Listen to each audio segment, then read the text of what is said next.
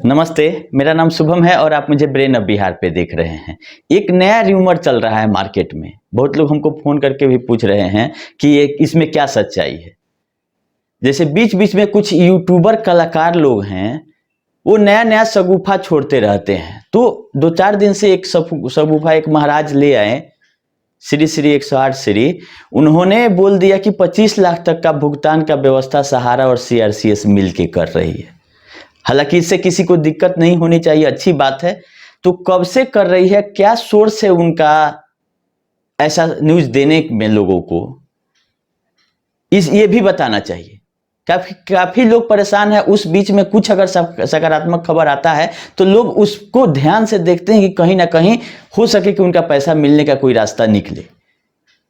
लेकिन जो हमको लगता है कि कोई भी ऑथेंटिक जानकारी इन लोगों के पास नहीं रहती है, केवल और केवल अपना वीडियो प्रमोशन के लिए नया नया सकारात्मक न्यूज लेके आते हैं कि लोगों का पैसा मिलने का हम बात करेंगे तो लोग मेरे वीडियो को देखेंगे। हाँ, आप जरूर बताइए सकारात्मक चीज, लेकिन जो होने वाला हो।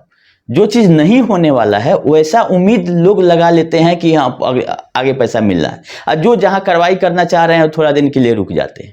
और ये सहारा को इसमें बहुत ज्यादा बेनिफिट मिलता है इस सब प्रोपेगेंडा से, क्योंकि हम आप लोगों को क्लियर कर चुके हैं कि 25 लाख नहीं, 25 रुपया भी जब से सहारा, ये दिल्ली हाई कोर्ट का रोक है इसका जमा लेने पर और रिन्यूअल करने पर, उसके बाद से ब्रांच से भुगतान की हो, उसका प्रमाण दिया जाए कि हेड ऑफिस ने कितना पैसा 2022 से 2025 के बीच में भुगतान के लिए भेजा।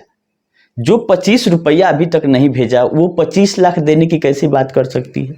ठीक है, बहुत अच्छा है, आप दे दीजिए। लेकिन क्या इस बीच में नया हुआ जिससे कि 25 लाख पैसा आएगा सहारा के पास, वो देने लगेगी?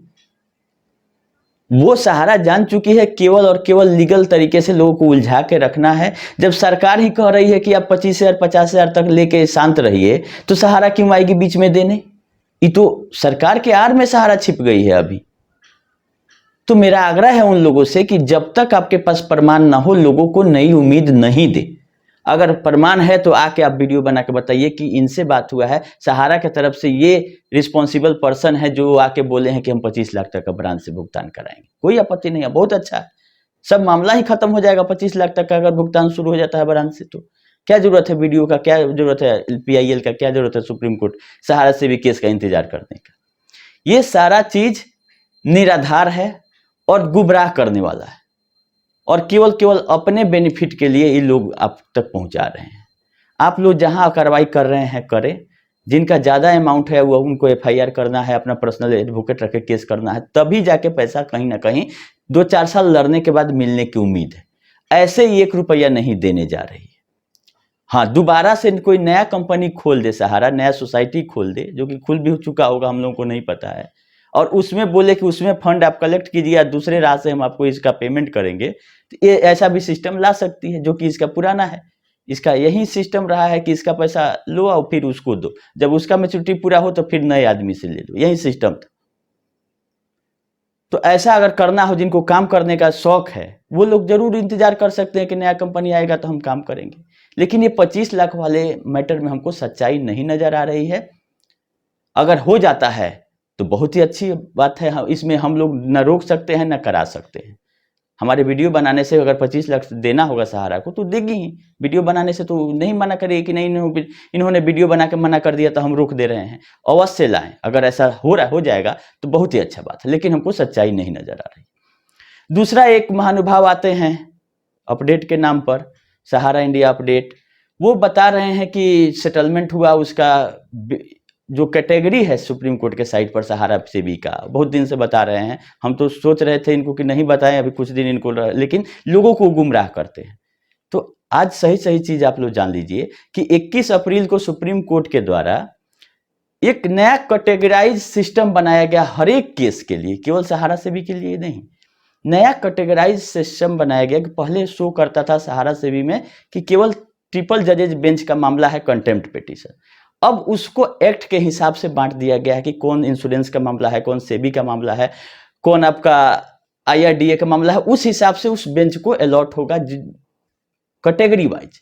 तो 21 अप्रैल को सुप्रीम कोर्ट की वेबसाइट पर एक नोटिफिकेशन भी जारी होता है कि केस को नया कैटेगरी में हर एक केस को बांटा जा रहा है, और 21 अप्रैल से ही वो उसका कैटेगरी चेंज है। तो जानकारी लेने की जरूरत है, सब जानकारी अवेलेबल है सुप्रीम कोर्ट की वेबसाइट। बिना जानकारी का तुक्का मारने वाला काम वो नहीं करे। अगर आपको मैनेजमेंट से बात ही होता है तो सब कुछ आपको बात है तो आके बता दीजिए कि मीडिएशन में क्या होता है। खाली ये हो जाएगा तो वो हो जाएगा, तुक्का लगा के लोगों को गुमराह नहीं करें। अपडेट देते हैं, बहुत अच्छी बात है, दीजिए, हम नहीं बोलेंगे केवल हम ही अपडेट दें, सब लोग दें, लेकिन सही चीज जानकारी रखते हुए, ताकि अगर जो देख रहा है उसका 10 मिनट अगर टाइम आपके वीडियो पे जाता है तो जाया नहीं हो, क्योंकि टाइम बहुत ही कीमती है। तो 21 अप्रैल के बाद नया तरीके से केस को कैटेगराइज किया गया है माननीय सुप्रीम कोर्ट में। उसमें सहारा सेबी का भी कैटेगरी उस हिसाब से फिट कर दिया गया है। तो ये जो भी सिस्टम बदलता है वो तो सबके लिए होगा, केवल सहारा सेबी के लिए ऐसा हो गया, ऐसा नहीं है। बाद बाकी आप लोग लगे रहिए। हम लोग लास्ट में PIL पटना हाई कोर्ट में विश्व भारती के तरफ से हम अपना आइए, अभी छुट्टी का समय चल रहा है कोर्टों में, लेकिन हम लोग इसी बीच में अपना कोशिश कर रहे हैं कि लग जाए, और जब भी छुट्टी के बाद सुनवाई होगा तो उस पर विचार किया जाए, हाई कोर्ट वाला में भी और सुप्रीम कोर्ट वाला में। ऐसा हम लोग कोशिश कर रहे हैं।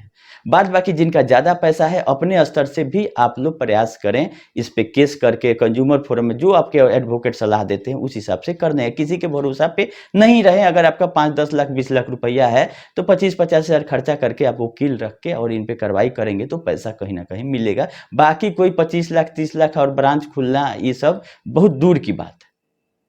इस सब के चक्कर में अपना काम आप नहीं रोकें। चलिए, फिर 27 को भी दिल्ली हाई कोर्ट में सुनवाई है, जो SFIO वाला मैटर है उसमें भी जैसा अपडेट रहेगा बताएंगे, और समय समय पर जो सही जानकारी हमको अवेलेबल रहेगा हम आप लोगों तक पहुंचाते रहेंगे। क्योंकि मेरा SFIO के पास, CRCS के पास और CB के पास, तीनों जगह RTI के माध्यम से हम इंफॉर्मेशन लेने की कोशिश की है, जो कि पेंडिंग है। जिसका रिजल्ट आएगा तो हम बता देंगे आप लोगों को। अभी के लिए इतना ही, धन्यवाद।